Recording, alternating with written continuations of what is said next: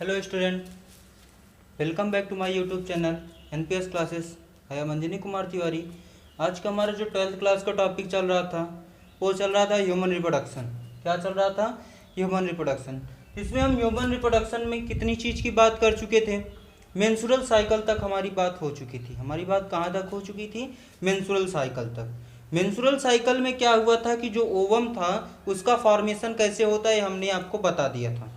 ठीक है कि हर 28वें दिन पे क्या होता है, एक ओवम रिलीज होता है और फिर उसके बाद अगर वो फर्टिलाइजेशन करता है तो उसके बाद प्रेगनेंसी स्टार्ट हो जाती है। लेकिन अगर वो फर्टिलाइजेशन नहीं करता है तो उसके बाद फिर क्या होता है, फिर से अगला मेंस्ट्रुएशन स्टार्ट हो जाता है, अगली मेंस्ट्रुअल साइकिल फिर से स्टार्ट हो जाती है। और ये लगभग 13 ईयर से लेकर के 50 ईयर्स तक चलती रहती है पूरी प्रोसेस।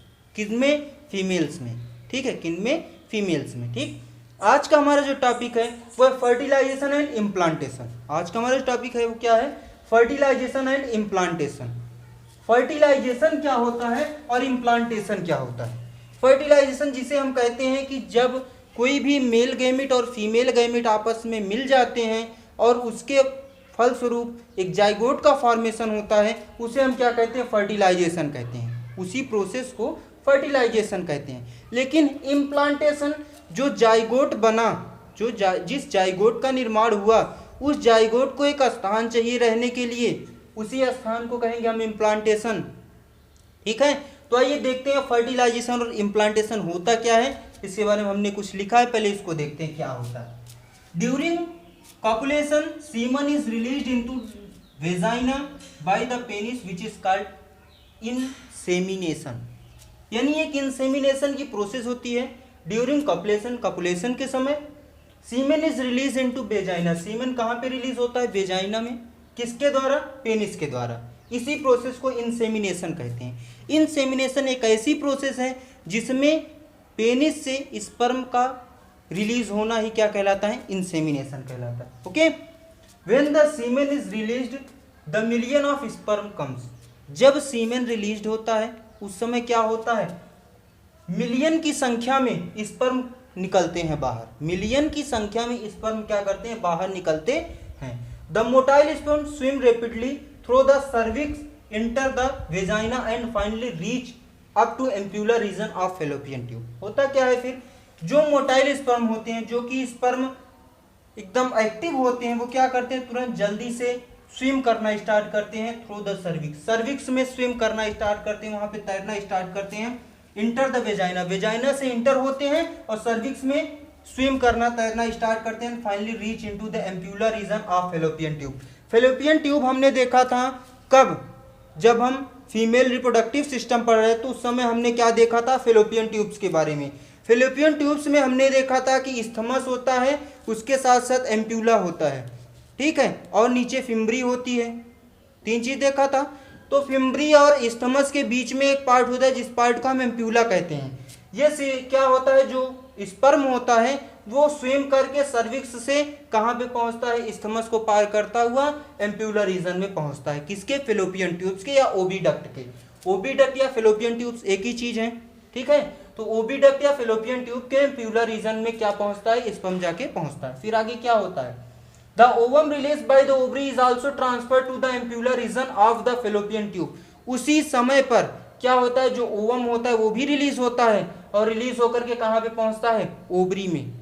कहा? ओवरी से रिलीज होता है, ओवरी के द्वारा ओवम रिलीज होता है और कहां पे पहुंचता है? Ampullary region of the fallopian tube या ओविडक्ट। ओविडक्ट या फैलोपियन ट्यूब के एम्प्यूलर रीजन में हमारा ओवम भी पहुंचता है आके। ठीक, उसके बाद फिर क्या होता है? The fertilization is occur in the fallopian tube. Fertilization कहां पे होती है? फैलोपियन ट्यूब में होती है। फर्टिलाइजेशन कहां पे होती है?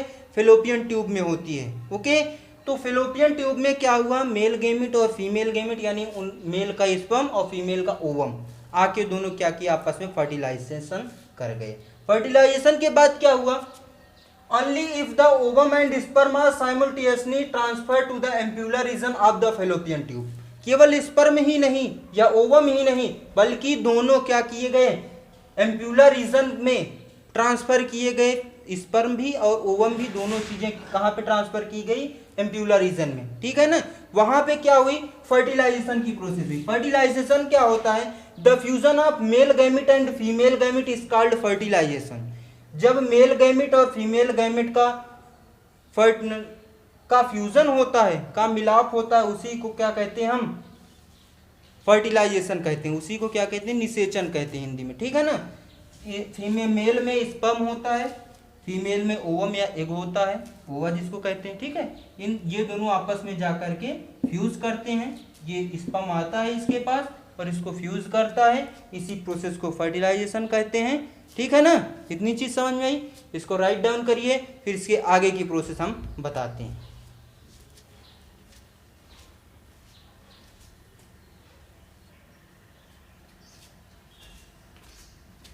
चलिए भाई अब आगे देखते हैं।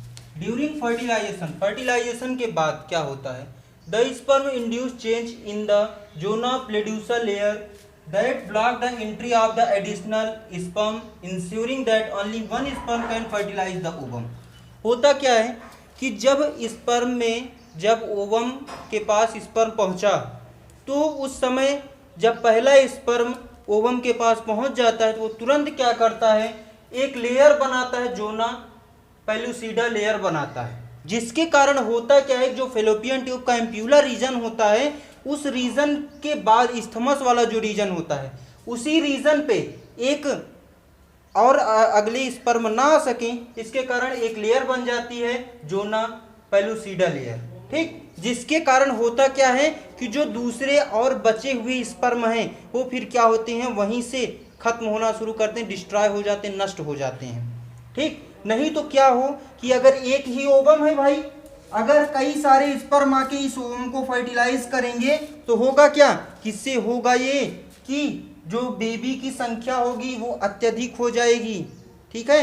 इसलिए क्या होता है कि एक समय में जब एक स्पर्म आता है और एक ओवम को फर्टिलाइज कर देता है, फर्टिलाइज के पहले ही, जैसे ही पहला स्पर्म आके पहुंचता है, उसी समय होता क्या है, जोना पेलुसिडा लेयर बन जाती है, जो कि क्या करती है, आपके फेलोपियन ट्यूब को एकदम से ब्लॉक कर देती है, कि जिससे और अगले जो स्पर्म है वो स्पर्म ना आ सके। क्योंकि इन सेमिनेशन, एक सेमिनेशन की जब प्रोसेस होती है उसमें मिलियन ऑफ स्पर्म कम, बहुत मिलियंस ऑफ स्पर्म कम होते हैं, इसलिए उन सब को रोकने के लिए क्या किया जाता है, स्पर्म जैसे ही पहला स्पर्म पहुंचता है वो तुरंत क्या करता है, एक जोना पेलुसिडा लेयर बना देता है, जिसके कारण अगले स्पर्म कहां तक ना पहुंचे, उस ओवम के पास तक ना पहुंच सके, वो सब केवल वहीं से डिस्ट्रॉय हो जाए, खत्म हो जाए, बाकी सब बेकार हो जाए, ठीक है।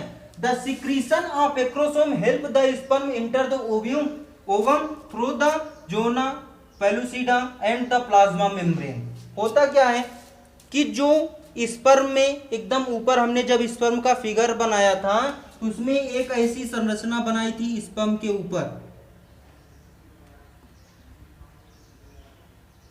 तब उसके बाद ये स्पर्म की जो हेड रीजन था वो हम बनाए थे। याद आया इस फिगर से कुछ, कि इसके ऊपर जिसका नाम हम क्या दिए थे, एक्रोसोम दिए थे, जिसका नाम क्या दिए थे, एक्रोसोम। क्या करता है, जो एक्रोसोम होता है ये तुरंत जो ओवम की जो लेयर होती है उस लेयर को ये क्या करता है, समाप्त कर देता है, खत्म कर देता है, जिसके कारण होता क्या है कि ये जो स्पर्म है ये आसानी से उस ओवम के अंदर इंटर कर जाता है। अगर इसके पास एक्रोसोम ना होता तो जो स्पर्म होता वो ओवम में इंटर करने में उसको बहुत सारी कठिनाइयां झेलनी पड़ती, लेकिन क्या होता है, एक्रोसोम होता है, ये क्या करता है, हेल्प करता है। इसमें से कई सारे सिक्रीशन होते हैं एंजाइम्स के, जो कि क्या करते हैं, उसके लेयर को तोड़ देते हैं और तुरंत क्या हो जाता है, ये स्पर्म जाके ओवम को फर्टिलाइज कर देता है। This induce secondary oocyte to complete meiosis. उसके बाद फिर क्या होता है भाई, ओवम आके मिला तो सेकेंडरी oocyte जो था उसी से मिलेगा ओवम यानी सेकेंडरी oocyte ही तो मैच्योर होके ओवम बनी। टू कंप्लीट मियोसिस, उसमें जब मियोसिस कंप्लीट हो जाता है, the haploid nuclei of the ovum and sperm they fuse to form diploid zygote. होता क्या है, जो सेकेंडरी oocyte होता है वो हेप्लॉइड होता है, उसमें जब सेकेंडरी oocyte में मियोसिस डिवीजन कंप्लीट होता है तो उस समय क्या होता है, वो हेप्लॉइड बन जाता है। हेप्लॉइड का मतलब केवल यन होता है, केवल उसमें केवल उसमें जो क्रोमोसोम की संख्या होती है वो आधी हो जाती है, यानी जो क्रोमोसोम 46 होने चाहिए तो उस समय क्या हो जाती है 23 ही होती है। पेयर की बात हम नहीं कर रहे हैं, हम केवल बात क्रोमोसोम की कर रहे हैं, ठीक है।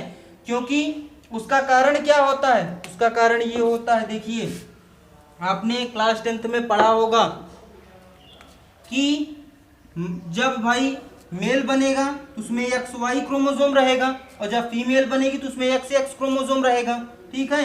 यही निर्धारित करेगा कि मेल होगा या फीमेल होगा, बेबी मेल होगा या फीमेल, ये निर्धारित करेगा। होता क्या है कि आपस में इनमें सेकेंडरी oocyte जो होता है, इसमें जब मियोसिस डिवीजन होता है तो ये हेप्लॉइड सेल बना लेते हैं।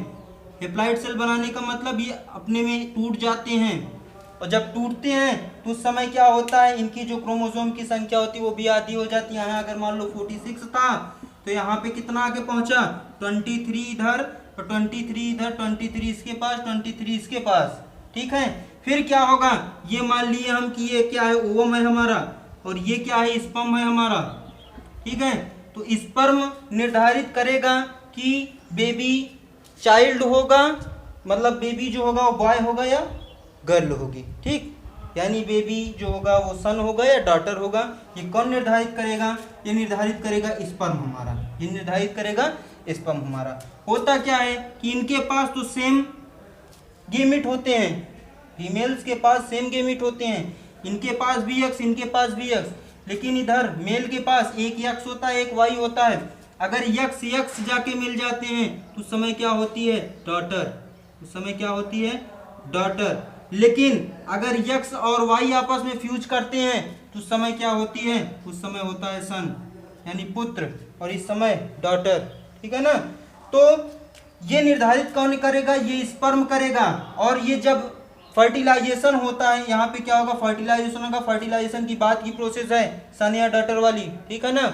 होगा क्या कि जब जाइगोट का फॉर्मेशन होगा तो जाइगोट कैसा हो जाएगा, डिप्लॉइड हो जाएगा। क्यों डिप्लॉइड हो जाएगा, एक एन यहाँ से आया, एक एन यहाँ से आया, और ये दोनों एन मिल करके क्या बनाए, 2n, n plus n equal to 2n बना।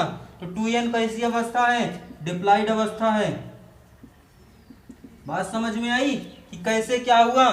ओवम जब स्पर्म ये दोनों आपस में फ्यूज करेंगे, ओवम हेप्लॉइड न्यूक्लियाई है, स्पर्म भी हेप्लॉइड न्यूक्लियाई है, ये दोनों आपस में फ्यूज किए तो क्या बनाए, डिप्लॉइड जाइगोट बनाए। यानी इनके फ्यूजन के बाद क्या बनेगा, डिप्लॉइड जाइगोट बनेगा। इतनी चीज समझ में आई।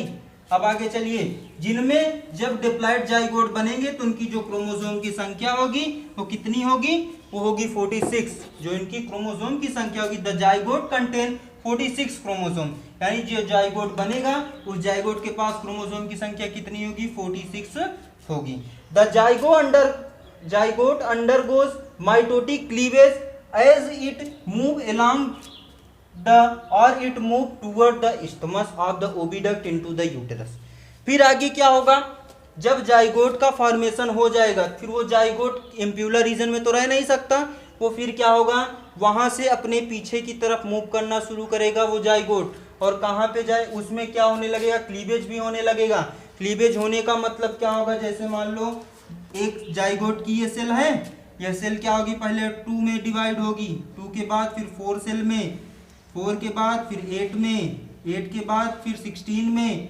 इस तरीके से जो सेल्स होंगी वो सेल्स बढ़ती जाएंगी, ठीक है ना, वो सेल्स बढ़ती जाएंगी। अब यहाँ पे जो ये फिगर दिखाया जाए केवल आपको पार्टीशन दिखाया जाए, लेकिन जब उसका आप फिगर देखोगे किससे, माइक्रोस्कोप की सहायता से अगर आप जाइगोट का फिगर देखोगे तो उसमें क्या होगा, उसमें आपको दिखेगा कुछ इस तरीके से, जो सेल्स होंगी वो अलग अलग सेल्स का फॉर्मेशन करेंगी इस तरीके से कुछ, ठीक है ना। यानी आप बुक के फिगर में देखोगे तो उसमें आपको ये आसानी से जो डॉटर सेल्स का क्लीवेज है वो आपको अच्छे से समझ में आ जाएगा, ठीक है ना। उसके बाद फिर क्या होता है, वो तुरंत स्थमस के तरफ मूव करना शुरू कर देता है वो जाइगोट, और फिर क्या होता है, ओविडक्ट इनटू द यूट्रस, कहाँ पे पहुंचता है, जाके यूट्रस में पहुंचने का प्रयास करता है। उस समय इट फॉर्म 2 to 4, 8, 16, 32 ऐसे उनकी जो सेल्स होती हैं वो सेल्स आपस में डिवाइड होती जाती हैं और डिवाइड होकर के अपनी संख्या में वृद्धि करती जाती हैं।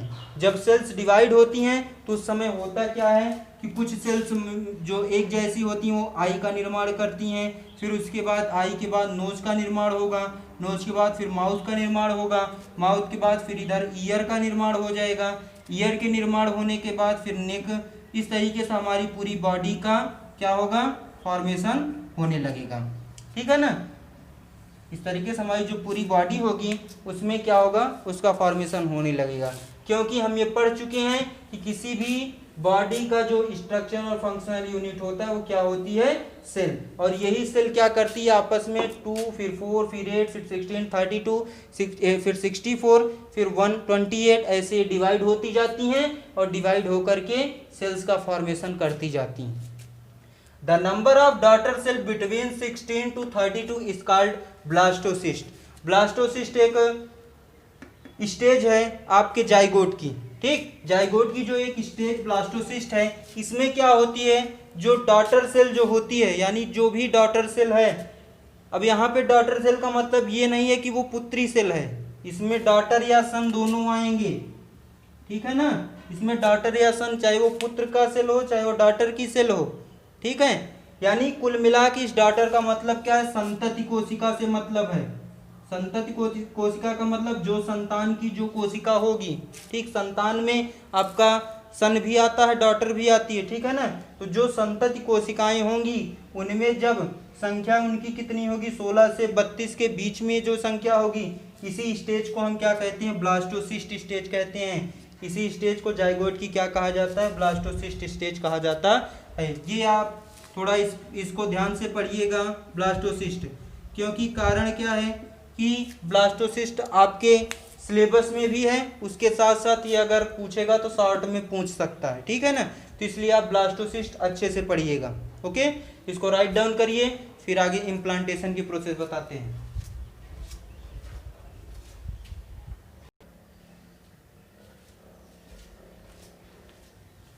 चलिए, जो ब्लास्टोसिस्ट बना था, द एम्ब्रियो विद 16 to 32 और 8 to 16 blastocyst is called morula.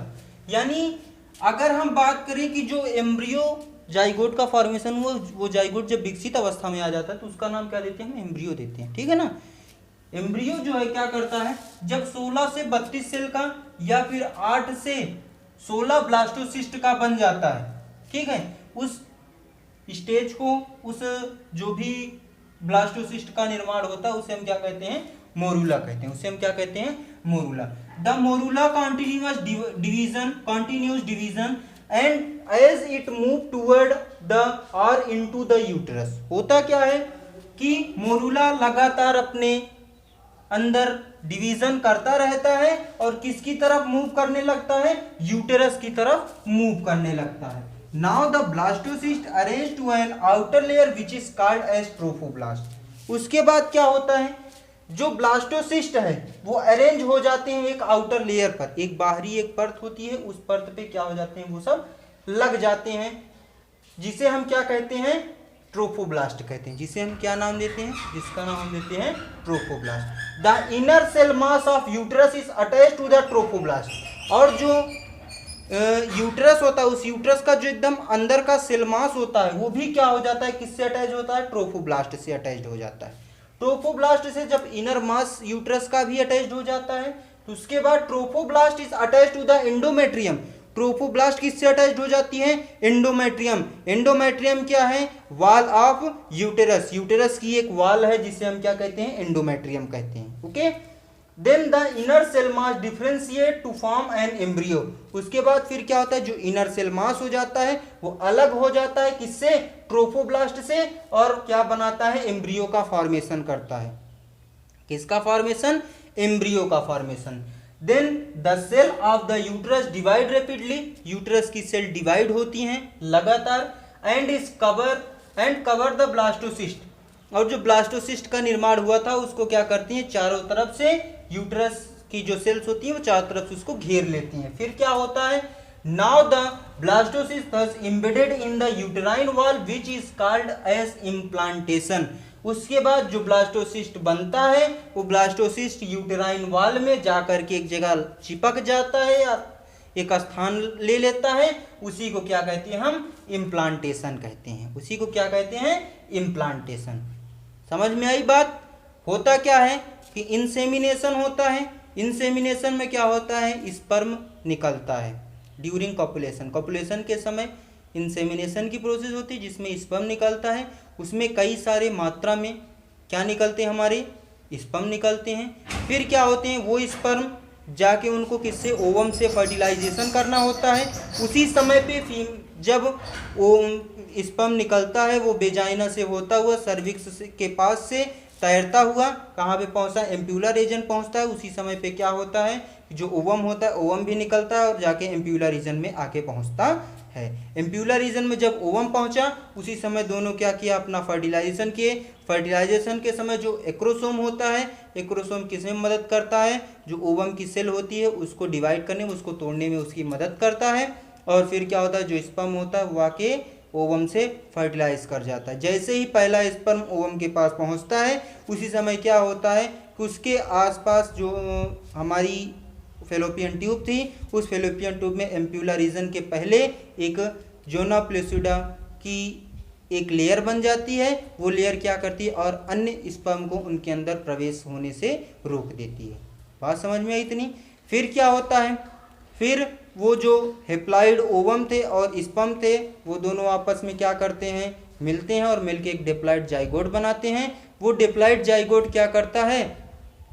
अपने सेल्स का डिवीजन करता है। म्यूसिस डिवीजन उनमें होता है, क्लीवेज होता है। ठीक है, ये सब होने के बाद फिर क्या होता है? उसमें 16 to 32 सेल्स बनती हैं, डॉटर सेल, जिनको हम क्या कहते हैं? ब्लास्टोसिस्ट कहते हैं। वो ब्लास्टोसिस्ट जो 16 to 32 या 8 to 16 बनी थी उन्हें हम एक नाम और देते हैं जिसका नाम क्या होता है? मोरूला होता है। वो मोरूला जो होता है वो लगातार अपने संख्या में डिवीजन करता है और डिवीजन करके क्या करता है? यूटरस की तरफ मूव करना शुरू कर देता है। एम्प्यूलर रीजन से हट के किधर जाने लगता है? यूटरस की तरफ। यूटरस में वो प्रवेश करना चाहता है, वहीं पे उसका इम्प्लांटेशन होना है। इसलिए वो क्या करता है? अपने उल्टी दिशा की ओर गति करना शुरू करता है और जाके कहाँ पे पहुँचता है? यूटरस में। ठीक, उस यूटरस में जो सेल मास होता है यूटरस का सेल मास जाके किससे जुड़ जाता है? ट्रोफोब्लास्ट से जुड़ जाता है। ट्रोफोब्लास्ट जाके किससे जुड़ जाती है? यहाँ पे हमने भी आपको बताया था कि ट्रोफोब्लास्ट एंडोमेट्रियम से जाके जुड़ जाती है। फिर जो एंडोमेट्रियम में से जब जुड़ जाती है वो, तो उस समय जो इनर सेल मास होता है वो क्या होता है? तुरंत ट्रोफोब्लास्ट से अलग हो जाता है और एम्ब्रियो का फॉर्मेशन कर लेता है। और जो यूट्राइन में जो ब्लास्टोसिस्ट था उस पे क्या होता है? यूट्रस की जो सेल्स होती हैं वो डिवाइड होती हैं। डिवाइड होकर के उसके ऊपर से एक कवच बना देती हैं। ठीक है, फिर उसके बाद क्या होता है? वो ब्लास्टोसिस्ट एक यूट्राइन वाल में एक किनारे जा करके एक स्थान ले लेता है। उसे ही प्रोसेस को क्या कहते हैं? इम्प्लांटेशन कहते हैं। इतनी चीज़ समझ में आई? तो आज का जो हमारा टॉपिक था फर्टिलाइजेशन एंड इम्प्लांटेशन, ये यहीं पे ख़त्म होता है। ठीक है, अगर इसमें आपको कोई भी चीज़ ना समझ में आई हो तो कमेंट बॉक्स में टाइप ज़रूर करिएगा।